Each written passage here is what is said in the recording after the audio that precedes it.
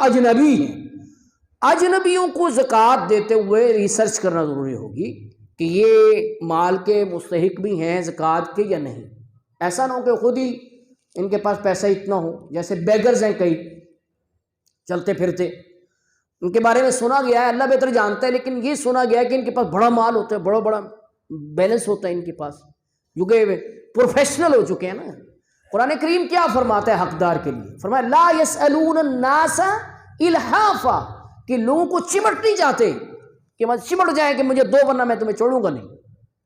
یہ جو کہ سفید پوش لوگ ہیں، یہ قرآن کریم نے ان کی علامت بتائی ہے کہ وہ اپنی عزت نفس کی وجہ سے چمٹ نہیں جائیں گے کہ مجھے دو، اور جب تک نہیں دو گے میں تمہیں چھوڑوں گا نہیں، یا نہ دے تو بدوائیں دینا شروع کر دیں، جیسے بیگرز کا طریقہ کار ہے، بھکاریوں کا۔ تو اچھا ایک اور شریعت کے دیکھیں کتنی ریلیکسیشن ہے۔ آپ نے اپنے طور پر تحقیق کی، زکوٰۃ دیتے ہو، اپنے طور پر ریسرچ کر لی اور زکوٰۃ دے دی، سمجھا کہ یہ غریب ہے، یہ مسکین ہے، اس پہ زکوٰۃ لگتی، یہ سمجھ لیا۔ بعد میں کسی طریقے سے پتہ چلا کہ نہیں یہ تو حقدار ہی نہیں ہے،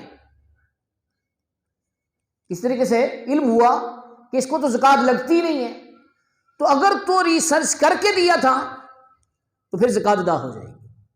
اس کو ذرا توجہ سنیں، یعنی اپنے طور پہ تحقیق کر لی تھی پھر دی تھی زکوٰۃ، تو زکوٰۃ ادا ہو جائے گی، اگرچہ بعد میں پتہ چلا کہ یہ بندہ حقدار نہیں تھا۔ لیکن اگر بلا تحقیق بغیر کسی تفتیش کے دی تھی، کچھ بھی جاننے کی کوشش نہیں کی، پھر پتہ چلا بعد میں کہ یہ تو حقدار ہی نہیں، اب اسے دوبارہ دینی ہوگی۔ سمجھ گئے نا مسئلے کا فرق؟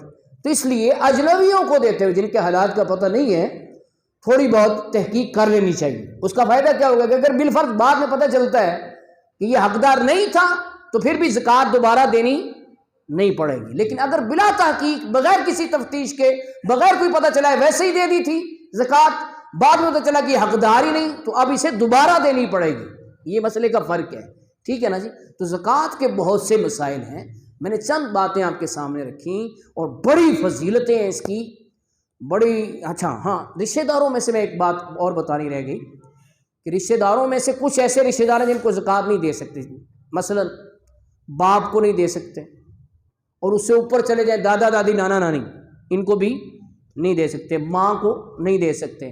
اس طرح نیچے چلے جائیں تو بیٹا بیٹی، پوتا پوتی، نواسا نواسی، ان کو بھی نہیں دے سکتے۔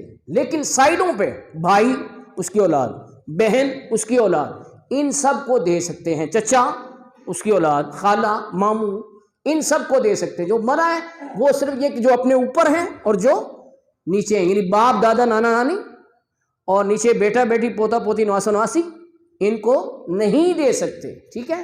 بھائی کو، بہن کو، ان کی اولادوں کو، اور چچا، ماموں، خالہ، یہ جو رشتہ دار ہیں جن سے بلڈ ریلیشن ہے، ان کو زکوٰۃ دی جا سکتی ہے۔ اور پھر دوبارہ دہرا رہا ہوں کہ دیتے ہوئے یہ دہرانا ضروری نہیں ہے کہ یہ زکوٰۃ کی رقم سے آپ کی ہیلپ کی جا رہی ہے، ٹھیک ہے؟